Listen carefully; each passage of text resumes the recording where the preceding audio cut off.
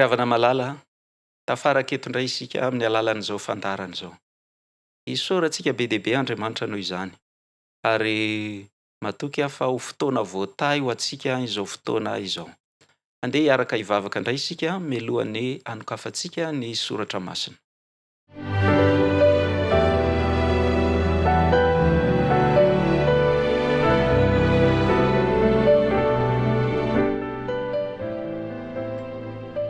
Andriamanitro, sotranao izay noho ny teninao. Ankehitriny izay dia maniry andray fampaherezana sy taridalana avy amin'ny teninao indray. Dia angatahanay ianao mba hiasa aminay. Angatahanay ianao amin'ny alalan'ny fanahinao masina mba hamompy ny fonay sy ny sainay ary ny fanahinay mba handraisanay ny tombontsoa sarobidy izay niraiketinao ao amin'ny teninao indray. Angatahanay amin'ny anaran'i Kristy mivavaka. Amen.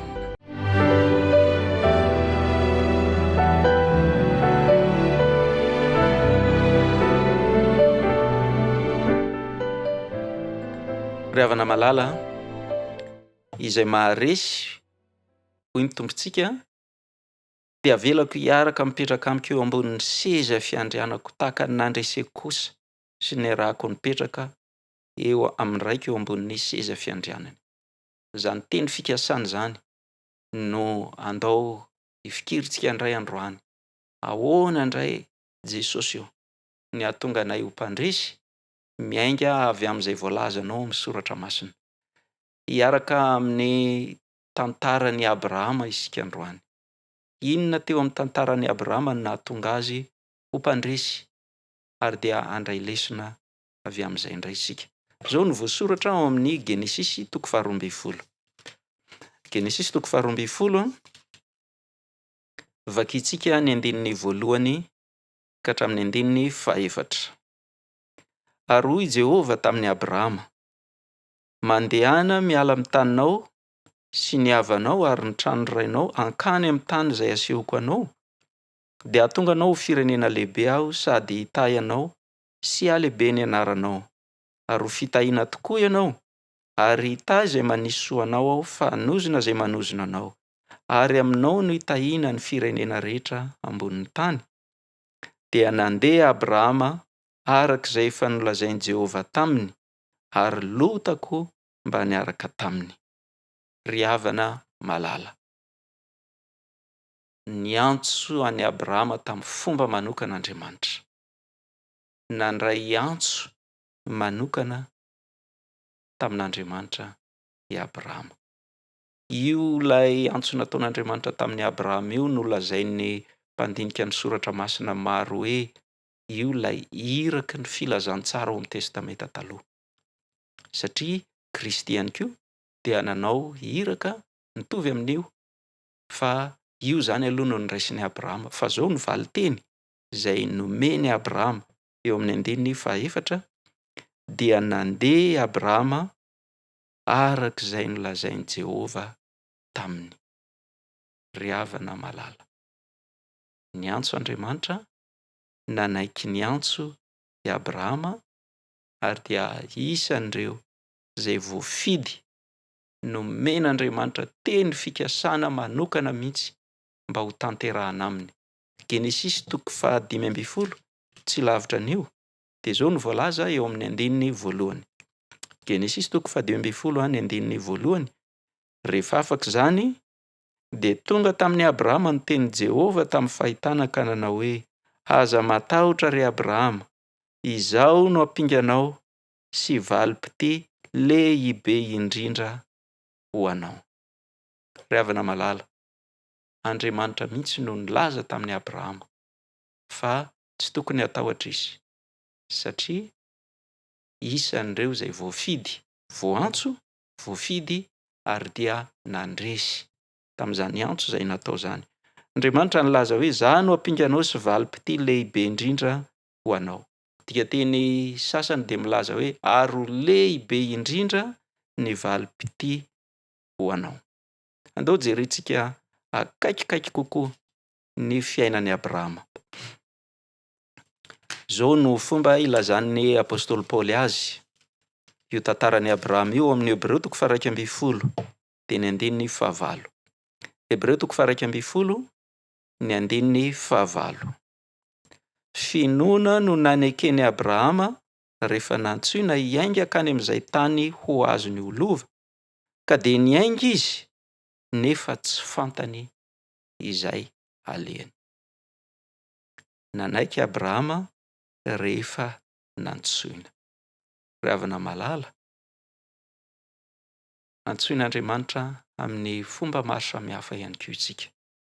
Raha fitinina dia misy karazany roa io fiantsoan'Andriamanitra io.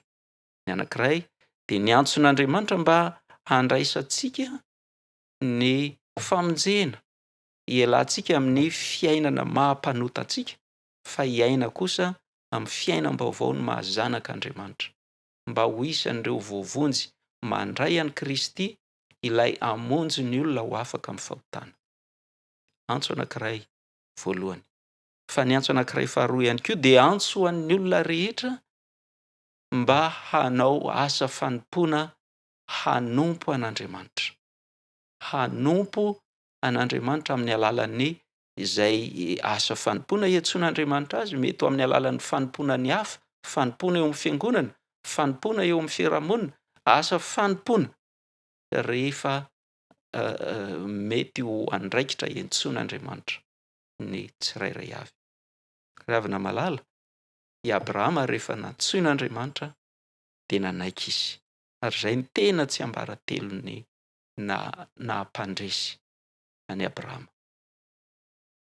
Raha antsoin'Andriamanitra hanompo ianao, inona no valin-teninao?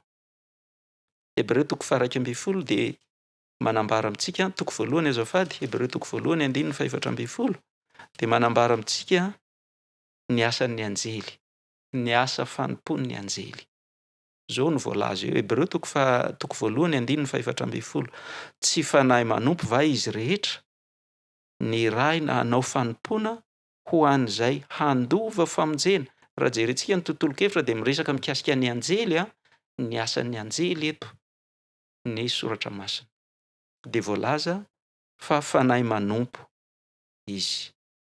Manompo an'Andriamanitra amin'ny alalan'ny fanompoana ireo izay handova famonjena. Fanompoana eo amin'ny fiangonana, fanompoana eo amin'ny vahoaka an'Andriamanitra, fanompoana ny hafa eo amin'ny fiainana andavanandro. Rehefa voantso amin'izany andraikitra izany ny apôstôly Paoly indray mandeha dia nanao an'izao fanambarana izay tiako mba ho vakiana amintsika. Timoty 1:1 ny andininy 12. Timoty 1:1 12. Misaotra ny Kristy Jesosy Tompontsika aho, izay nampahery aho, fa nataony mahatoky aho ka notendreny ho amin'ny fanompoana. Tombontsoa ny antsoin'Andriamanitra ho amin'ny fanompoana manokana. Ary ny apôstôly Paoly dia nilaza ny joro vavolombelona ny amin'izany mihitsy hoe misaotra an'Andriamanitra fa dia nataony mba ho mahatoky amin'izany andraikitra izany. Ny tsy itsika no mifidy, Andriamanitra no mifidy antsika, fa ny safidy ataontsika dia hoe anaiky sa tsia an'ilay fifidianana, ilay fiantsoana ataon'Andriamanitra. Ary io apôstôly Paoly ihany no manao fanambarana rehefa niresaka ny amin'ny fiantsoan'Andriamanitra ny mpanompony ao amin'ny Hebreo 1:5. Hebreo 1:5 ary tsy misy maka an'izany voninahitra izany ho an'ny tenany, afa-tsy izay antsoin'Andriamanitra tahaka ny Arona. Eto izany dia voalaza fa voninahitra izany hoe antsoin'Andriamanitra. Mpanota tsy mendrika kanefa dia ilay Andriamanitra masina, ilay Andriamanitra be voninahitra no ny antso, ny safidy ny hiara hiasa amiko mpanota. Voninahitra lehibe izay tsy mendrika ho azy zany. Tahaka izany koa aminao, tahaka izany amintsika rehetra. Ary Andriamanitra rehefa miantso antsika dia homeny antsika ihany koa ny fahombiazana, ny fomba hoentina manatanteraka an'izany fanompoana izay antsony antsika izany. Zao mantsy ny fizotry ny toe-javatra rehefa Andriamanitra no miantso antsika mba hanompo. Nanao fanambarana Jesosy indray mandeha izay ahafantarantsika hoe inona ny zavatra miseho rehefa miantso antsika Andriamanitra ka mamaly ny antsontsika amin'izany asa fanompony zany. Jaona 4:12 dia ny andininy 20. Jaona 4:12 ny andininy 20. Tsy mino va ianao fa izao amin'ny ray ary ny ray ato amiko? Ny teny izay lazaiko aminareo dia tsy avy amiko izany lazaiko izany, fa ny ray mitoetra ato amiko no manao ny asa. Jesosy no nilaza hoe za na izaho miteny aminareo izao dia tsy izaho fa Andriamanitra ato anatiko no manao ny asa. Ry havana malala, rehefa antsoin'Andriamanitra hanompo isika dia Andriamanitra no miasa amin'ny alalantsika. Tsika dia fitaovana fotsiny ihany. Ny anjarantsika dia ny manaiky ho ampiasain'Andriamanitra. Ohatra ny fitaovana rehetra ampiasain'ny mpampiasa an'ilay fitaovana. Andriamanitra ny tompon'ny asa. Andriamanitra no manao ny asa. Isika dia fitaovana fotsiny ihany. Raha tena manaiky an'izany ho fitaovana eo ampelantanan'Andriamanitra ianao dia hiara mandeha amin'Andriamanitra. Sahala amin'izay nanekeny Abrahama rehefa natsoin'Andriamanitra izy. Ary dia sahala amin'nandreseny Abrahama, fitahiana nyraisin'ny Abrahama vokatr' izany finoana izany dia ohatran'izany ihany koa no iseho eo amin'ny fiainanao. Ndaovaka itsika izay voalaza ny Hebreo 1:12 mikasika any Abrahama. Hebreo 1:12 vakitsika ny andininy 7 sy ny andininy 10. Finoana no nivahininy tany amin'ny tany no lazain'ny teny fikasana toy ny any an-tanin'olona mitoetra anday mba amin'ny Isaka sy Jakoba mpiara-mandova izany teny fikasana izany aminy, fa nanantena ahazo ny tanàna misy fanorenana izy, Andriamanitra no tompo-marika sy mpanao izany. Rehefa nantsoin'Andriamanitra i Abrahama hiala teo amin'ny tanànany izay nampiroborobo ny asa aman-draharaany, teo daholo ny fianakaviany, ny hava malala n'ireo akaiky ny fony rehetra, dia nanaiky izy, nanaiky ny antson'Andriamanitra. Inona ny antony? Satria ho an'i Abrahama dia izay toerana tenenin'Andriamanitra aminy mba hipetrahany, mba honenany, dia izay ny tsara indrindra honenany. Raha mbola eto amin'ity tany misy fahotany ity, izay hitarihan'Andriamanitra azy, izay ny tsara indrindra. Izany ny atao hoe finoana. I Abrahama dia nino? Fa Andriamanitra no endry noho izy. I Abrahama dia nino? Fa Andriamanitra dia tia azy ary manana programa manokana eo amin'ny fiainany. Ka rehefa niantso Andriamanitra dia nanaiky izy, dia mba ho izany koa anitsika. Io fihetsika nasehoan'i Abrahama io no anisan'ny fihetsika tsara indrindra anehoana ny atao hoe mino an'Andriamanitra. Rehefa Andriamanitra no mandamina, rehefa Andriamanitra no miantso, ny anjaran'ny zanak'Andriamanitra, ny anjaran'ny mpino an'Andriamanitra dia ny manaraka manaiky izay hitarihan'Andriamanitra azy. Raha malala amin'izao androntsika izao ihany koa dia marobe ny mpino izay antsoin'Andriamanitra. Ary inoko fa ianao io koa misy anjara asa fanompoana izay niantsoin'Andriamanitra anao. Efa niantso anao Andriamanitra tamin'ny lasa. Efa niantso anao tamin'ny anjara fanompoana maro Andriamanitra tamin'ny lasa, satria efa nantsoiny ho isan'ireo izay handova famonjena ianao, handray ny famonjena, dia nomeny anjara asa fanompoana ao anatin'izany fianakaviam-ben'ny vahoakan'Andriamanitra izany. Fa ny fanontaniana mipetraka dia izao, efa nanaiky niantson'Andriamanitra mba handova famonjena ve ianao? Raha eny ny valin'izay, raha ohatra moa ka hozy ianao hoe mbola tsy nanaiky, dia veriko fa izao ny fotoana indrindra hamalianao ny antsony, sahala amin'ny namaliany Abrahama ny antson'Andriamanitra, satria te handresy isika ohatran'izay nandresen'i Abrahama. Raha efa nanaiky no isan'ireo izay olona ao anatin'ny fianakaviam-ben'Andriamanitra ianao, dia miantso anao koa Andriamanitra ny amin'ny anjara fanompoana izay tokony ho tazominao eo amin'io vahoakan'Andriamanitra io. Ary fantatro fa efa niantso anao Andriamanitra tamin'ny lasa. Fantatro fa mety efa namaly ny antson'Andriamanitra ianao tamin'ny lasa, na angamba tsy namaly an'izany. fa androany dia ataovy ho tombontso sy fifaliana lehibe ho anao ny mamaly manaiky izay iantson'Andriamanitra anao. Manomboka amin'ity androany ity izay iantson'Andriamanitra anao raha tiantsika ny haresy tahaka ny Abrahama dia aokontsika mba hanaiky izay andraikitra iantson'Andriamanitra anao. Angamba aza tadio fa i Abrahama nantsoina hiala teo amin'ny asa mandrarahany. Asa mandrarahany izay tena niroborobo. Fa raha antsoin'Andriamanitra ao amin'izany ianao, tombontsoa anao ny manaiky. Raha manana asa mandraraha hafa ankoatran'io ho anao Andriamanitra, mba azonao mpandresy, dia ekeo amin'ny kitsom-po, ekeo amin'ny fahalemem-panahy. Angamba mety voatery hisaraka amin'ireo ava-malalanao ianao, vokatra izany antson'Andriamanitra izany. Angamba mety voatery andao ny zavatra mahafinaritra, toerana tsara, nahitanao tombontsoa. Fa zao rehefa Andriamanitra no miantso anao dia tadidio fa fitahiana lehibe izany hoe manaiky ny antson'Andriamanitra, satria ho isan'ny mpandresy ianao amin'izany.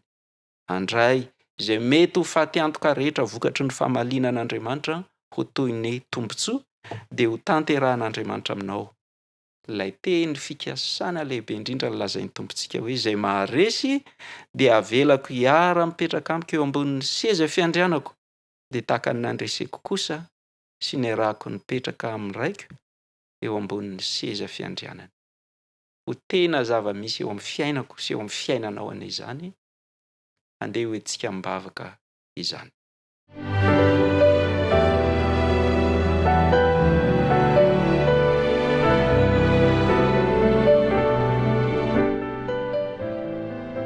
Andriamanitra o Rainay ny an-danitra, misotranao izahay ny amin'ny tantaran'i Abrahama sy ny nahatonga azy ho mpandresy amin'ny finoana. Maniry mba ho toy izany izahay Andriamanitra. Maniry mba ho zaza endry mpankatoa hanaiky ny antsonao, na iza iantsonao anay, na ho amin'inona na ho amin'inona. Ka dia ampio izahay amin'izany. Ampio izahay mba tena hifikitra amin'izany fanapahan-kevitra tsara izany. Mivavaka aminao manokana ho an'ny mpiaino rehetra izay manaraka an'izao fandarana izao, mba hanana finoana miredareda ohatra ny Abrahama anie izahay, hanaiky ny antsonao, satria maniry te ho isan'ireo izay maharesy hiara hipetraka amin'ny Kristy eo amin'ny seza fiandrianana, tahaka nefa hipetrahany eo amin'ny seza fiandriananao any an-danitra. Raha sitrakao ho tohana ny fanahinao masina neza ny fanapahan-kevitra izany. Ary mangataka izay Andriamanitra, tahinao amin'ny fomba manokana ny mpiaino rehetra ny amin'izay efa nirenesinay tamin'ny alalan'izao fandarana izao sy izay mbola ho renesinay. Angatanay amin'ny anaran'i Kristy mivavaka. Amen.